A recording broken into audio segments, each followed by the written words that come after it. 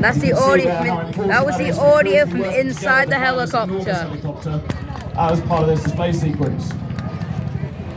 That's the audio from inside the helicopter. Left hand end there, you heard Paul say ready, turn now.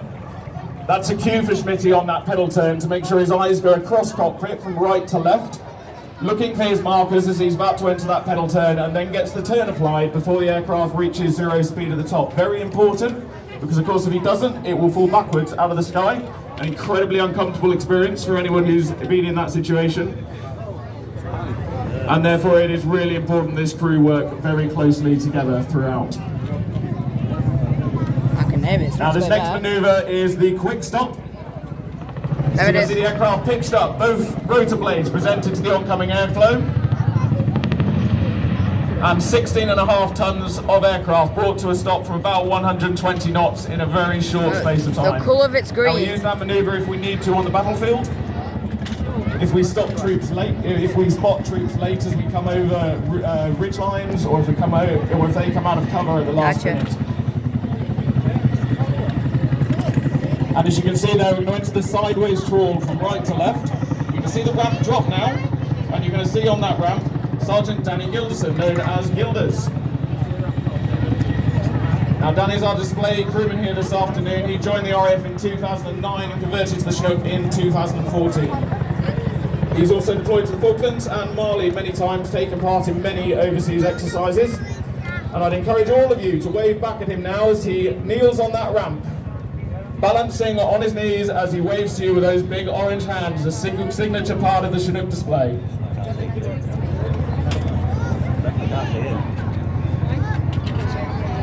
And you can see on the water there, that water being kicked up.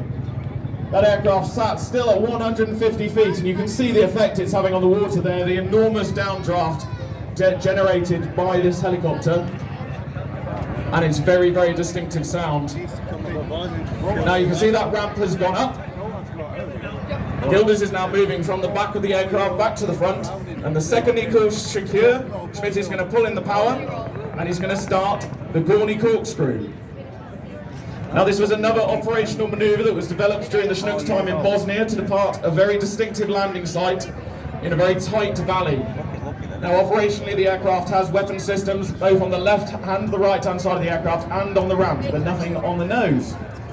Which means in this tight valley that manoeuvre was designed to keep those weapons rotating so that if anybody engaged the aircraft with fire from the ground, that fire could be returned to protect the aircraft. And at the top of that manoeuvre, Schmidt has got the nose down now. He's accelerating back to 120 knots, 405 degrees of turn, to come back round onto the display axis once again.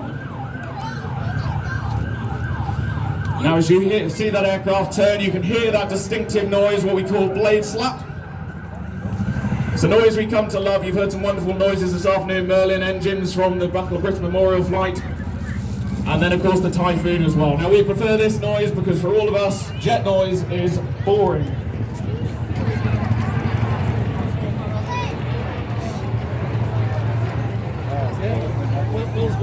And here we go then. Working towards the end of the Chinook display. The aircraft again is going to be positioned out to the right hand side. Now if we had a runway in front of us, which of course we do not, we would present to you here a running landing on the back two wheels of the aircraft only. Now that's a manoeuvre that we use if we have a power loss, any sort of emergency on the Chinook, which stops us bringing it to the hover before we land. So we do have a technique that we can land like a fixed wing on the back two wheels, bring it to a stop, and then bring the front down safely. But without that runway here today, we're going to show you another quick stop. There's the pitch up. You can hear that aircraft biting the air now. No more than 20 degrees of pitch up. If you imagine a runway below that aircraft, you can imagine how close that back rotor blade would come to the ground. And that's again why this is flown within limits throughout. They're going to turn towards you now, they're going to flash their landing lights. You might even get a slight bow. Give them a good wave back, everybody, because this is your last chance to say goodbye and thank you very much to the Chinook display team here today. See And they're ya. going to depart with a final operational manoeuvre, something we call the over-the-shoulder departure. Now, if the aircraft was engaged from its 12 o'clock, i.e. if you were to fire a weapon at the aircraft from your position, that is effectively a manoeuvre that we use to present the bulletproof plates on the bottom of the aircraft to that threat and then run away bravely.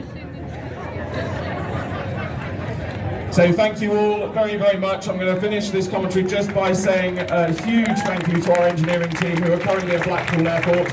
They make sure this aircraft is in tip-top condition, good to go every single day, and they've been with us for almost a week now doing exactly that. They're the unsung heroes of getting these aircraft up in front of you today. Thank you very much, Blackpool. That's been an absolute pleasure, and we will see you again tomorrow. Put your hands together for Flight Lieutenant Andy Donovan. Brilliant commentary, sensational aeroplane. I won't say it was brilliant, commentary. I could do better. Well, that was it.